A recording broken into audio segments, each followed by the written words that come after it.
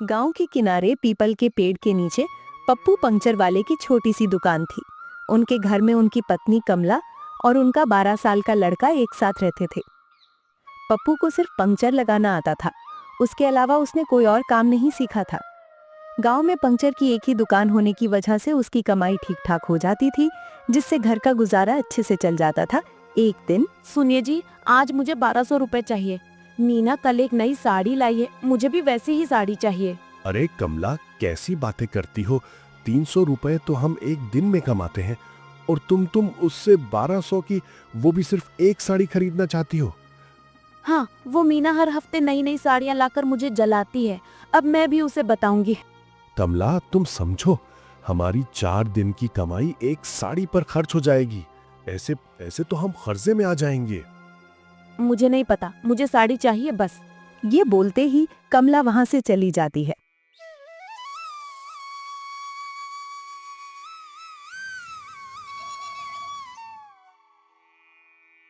अगले दिन पप्पू दुखी मन से दुकान पर जाता है। दुकान पर 2 साइकिलें और एक बैलगाड़ी खड़ी थी। पप्पू का स्वभाव इतना मीठा था कि लोग पंक्चर ना होने पर भी उससे हालचाल पूछने आ जाते थे। अरे राम राम काका, आपकी बैलगाड़ी का टायर तो फिर हवा मांग रहा है। लाइए, मैं अभी हवा भरता हूँ।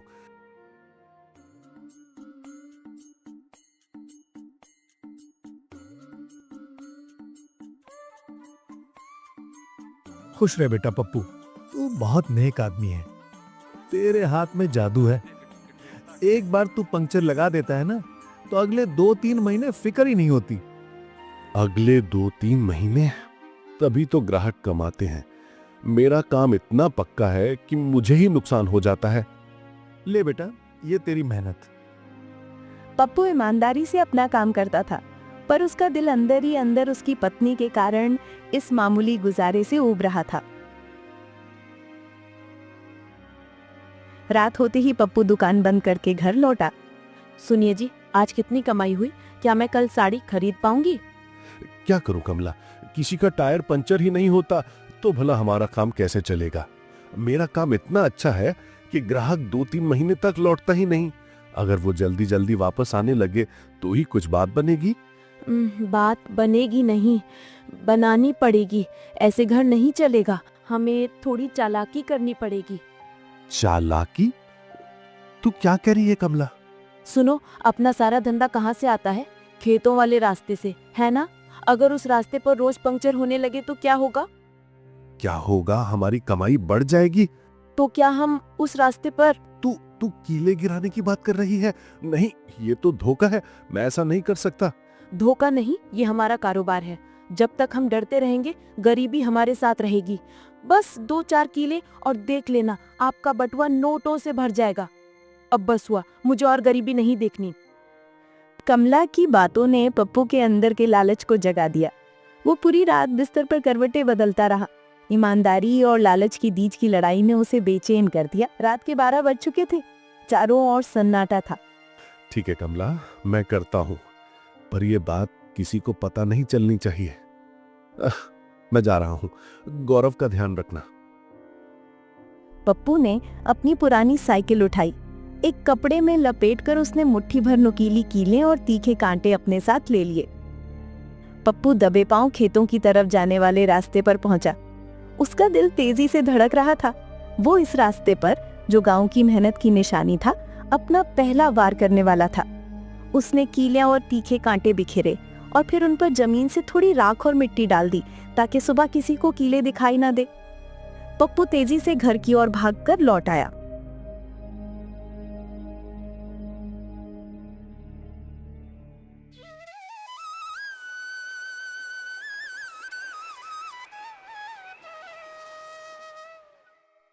अगले दिन सुबह पप्पू ने दुकान खोली। वो अंदर से बहुत डरा हुआ था, पर कुछ ही देर में उसे दूर से आती एक चीख सुनाई दी। अरे ओह, ये क्या जुल्म है? मेरी बैलगाड़ी का टायर फट गया। अभी कल ही तो हवा भरवाई थी।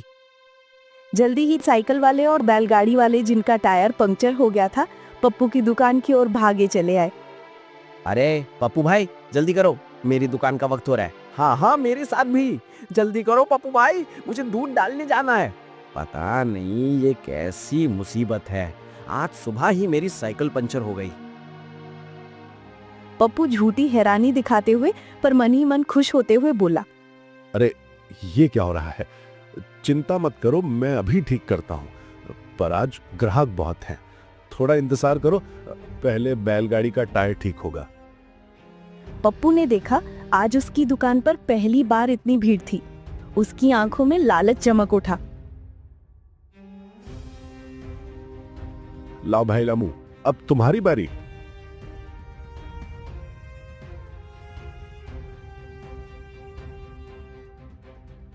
सुबह से शाम हो जाती है पर पप्पू अभी भी और लोगों के पंक्चर लगा रहा था।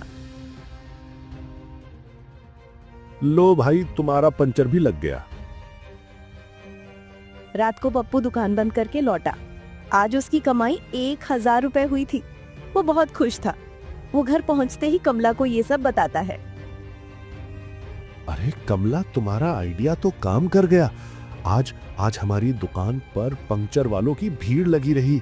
आज हमारी कमाई 1000 रुपए हुई है। अरे वाह, ये तो बहुत अच्छा हुआ।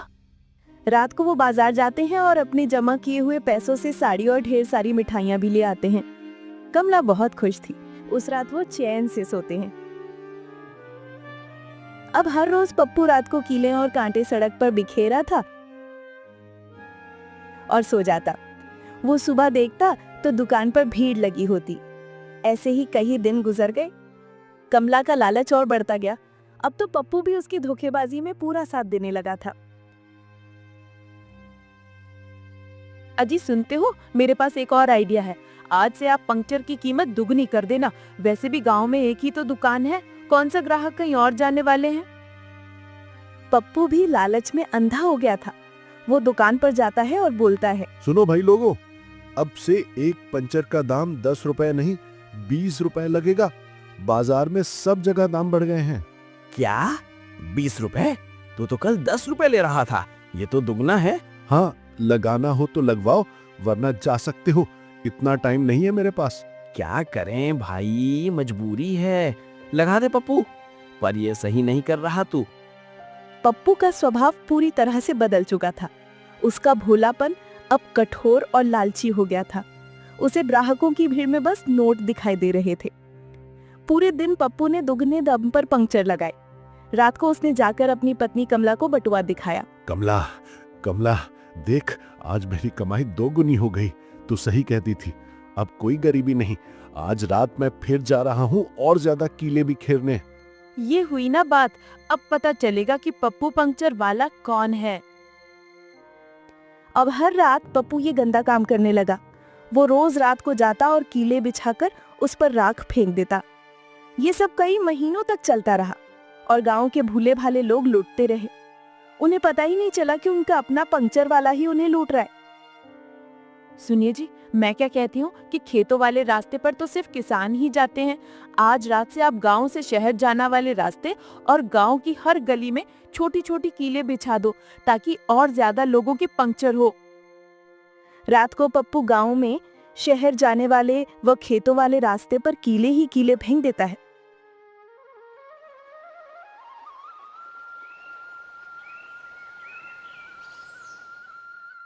अगली सुबह जब वो दुकान जाता है तो उसकी आंखें फटी की फटी रह जाती हैं। वो वहीं खड़ा देखता रह जाता है।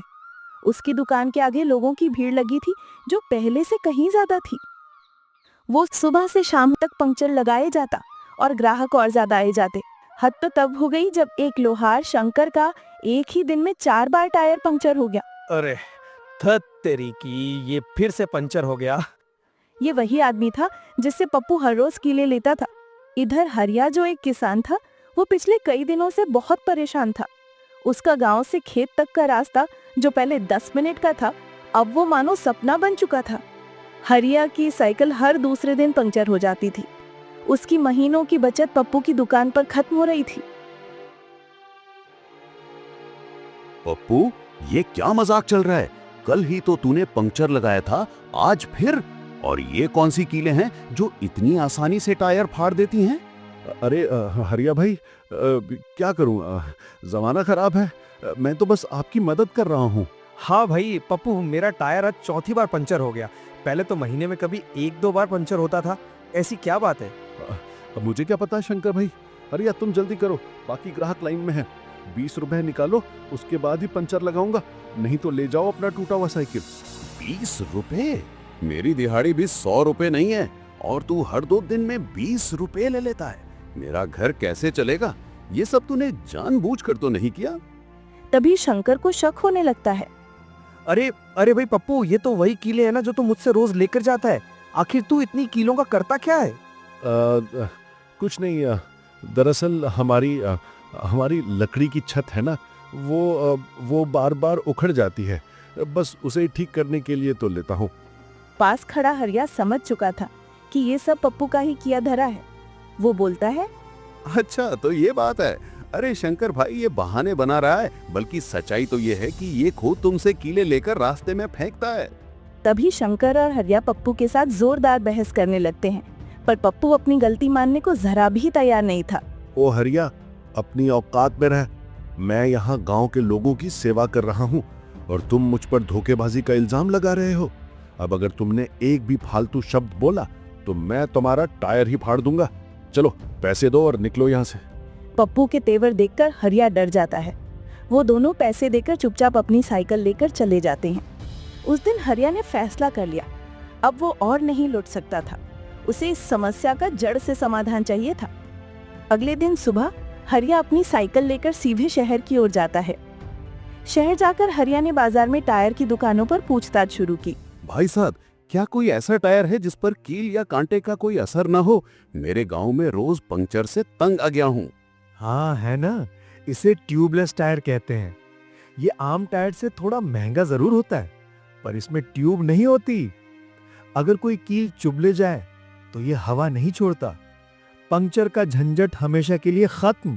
ट्यूबलेस यानी मैं बार बार पंक्चर से बच जाऊंगा, चाहे रास्ते में कितनी भी कीलें हों। हरिया तुरंत अपनी साइकिल में ट्यूबलेस टायर लगवा लेता है और मनी मनी की योजना बनाता है। हरिया वापस गांव आता है। उसने जानबूझकर गांव के 4-5 लोगों को अपनी नई साइकिल दिखाते हुए ये खबर फैला दी। अरे भाइयों, अब पंक्चर का डर खत्म। देखो मैंने ट्यूबलेस टायर लगवा लिया है, बाजार से लाया हूँ। अब कोई कील कोई कांटा मेरा कुछ नहीं बिगाड़ सकता। सच? कहाँ मिलता है ये टायर? हम सब भी थक गए हैं इस रोज रोज के पंचर से। ये खबर आग की तरह फैल गई। शाम को हरिया सीधे पप्पू की दुकान पर गया। सुन पप्पू, मैंने सब देख लिया है। तू ही रात के अंधेरे में कीले बिछाता है। तू हम भोले भाले गांव वालों को लूट रहा है। ये गलत है। चुप, तूने मुझे कील बिठाते देखा? सबूत है? अगर तूने ये बात किसी और से कही तो मैं तेरी और तेरे परिवार की हड्डी पसली एक कर दूंगा।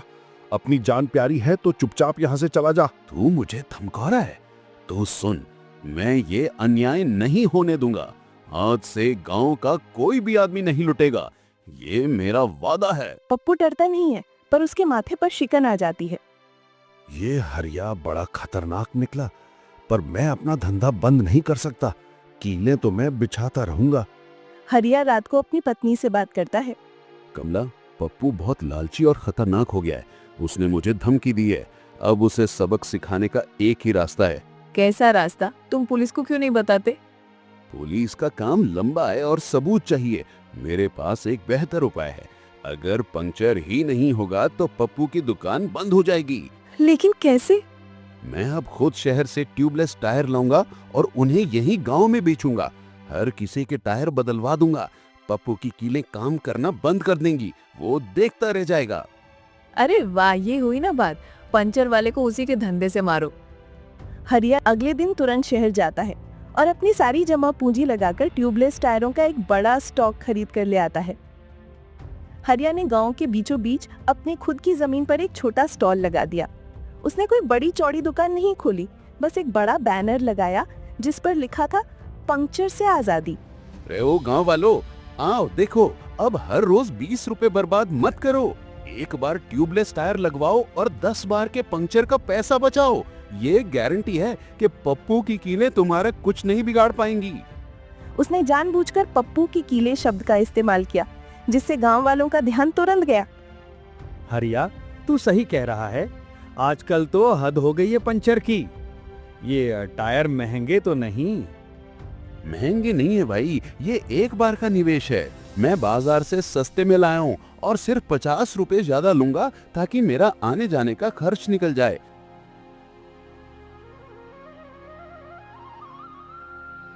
धीरे धीरे हरिया के पास भीड़ जुटने लगी। लोग ट्यूबलेस टायर लगवाने लगे। वाह हरिया, तूने तो कमाल कर दिया। अब हमें उस धोखेबाज पप्पू के पास नहीं जाना पड़ेगा। ईश्वर तेरा भला करे हरिया, तूने हमें लूट से बचा लिया। अब हमारा राशन समय पर घर पहुंचेगा। हरिया ने गांव में विश्वास का माहौल बना दिया। उसका नेक इरादा साफ झलक रहा था। पप्पू अपनी दुकान पर बैठा गुस्से से हरिया की बढ़ती भीड़ को देख रहा था। उसकी दुकान पर अब सन्नाटा पसरा था। ट्यूबलेस, ये कहां से आ गया ये झंझट? अब क्या करूं? ये हरिया, ये मेरा धंधा चौपट कर रहा है। शाम को पप्पू घर जाकर अपनी पत्नी से बोलता है, आज सिर्फ एक ही पंक्चर आया, वो भी एक बाहर का आदमी था। गांव वाले सब हरिया के पास जा रहे हैं। मुझे पता है, उस धोखेबाज हरिया ने सब बिगाड़ दिया। मैंने उसे समझाया था पर वो नहीं माना। अब देख। उस रात पप्पू अपनी आदत के मुताबिक कीले बिछाने गया। उसने पहले से भी ज्यादा कीले फेंकी और उस पर और ज्यादा राख डाल दी ताकि कोई शक न कर सके। अगले दिन पप्पू अपनी दुकान पर बैठा इंतजार कर रहा था। सूरज की पहली किरण पड़ी। गांव के लोग, किसान और यात्री उस रास्ते से गुजरे जहां पप्पू ने हजारों कीले बिछाई थी। हाँ, अब फटेगा, अब ये भागेगा मेरी तरफ। एक साइकिल जिस पर हरिया ने नया टायर लगाया था, खटाक खटाक की आवाज करते हुए कीलों के ऊपर से गुजरती है, लेकिन टायर नहीं फटता। साइकिल वाला तेजी से आगे निकल जाता है। ये क्या हो रहा है? ये कैसे हो सकता है? ये टायर, ये क्यों नहीं फट रहे? मेरा काम, मेरा धंधा। कुछ देर बाद एक बैलगाड़ी भी गुजरती है। टायर फुर फुर करते कीलों को रौंदता है, पर हवा जस की तस रहती है। अरे पप्पू भाई, आज खाली बैठे हो? आजकल रास्ते में कीले बहुत हैं, जरा ध्यान से रहना। हाँ, लेकिन मुझे क्या फर्क पड़ता है, मेरा टायर तो ट्यूबलेस है। किसान हंसते हुए आगे निकल जाता है। पप्पू का मुंह उतर जाता है। पप्पू की चालाकी, जिसे वो अपनी सफलता का सूत्र मानता था, अब पूरी तरह से बेकार हो गई थी। उसकी बिछाई गई कीले अब सिर्फ कचरा थी। कुछ ही हफ्तों में गांव के लगभग हर साइकिल और बैलगाड़ी में ट्यूबलेस टायर लग चुके थे। पप्पू की दुकान पर एक भी ग्राहक नहीं आता था। कमला, अब क्या होगा? अब एक पैसा भी नहीं आ रहा। मैंने रातों को जाग कर कीले बिछाई और अब सब बेकार। अब हम कैसे कमाएंगे? हमारा लालच हमें ले डूबा पप्पू। हरिया ने हमें हमारी ही जाल में फंसा दिया। बस, अब और नहीं। ये दुकान, ये लालच, सब खत्म। पप्पू अगले दिन अपनी दुकान को पूरी तरह से बंद कर देता है। उसे समझ आ गया था कि धोखेबाजी का रास्ता कितना भी आसान लगे, अंत में ईमानदारी और नेक नियति ही जीतती है। हरिया ने पूरे गांव को लूट से बचाया और पप्पू को बिना किसी मारपीट के सिर्फ अपनी बुद्धि और ईमानदारी से सबक सिखाया। धोखेबाजी का सुख क्षणिक होता है, जबकि ईमानदारी की नींव मजबूत होती है। अगर कोई बुराई करे तो उसका जवाब बुराई से नहीं, बल्कि एक चतुर और नेक उपाय से देना चाहिए।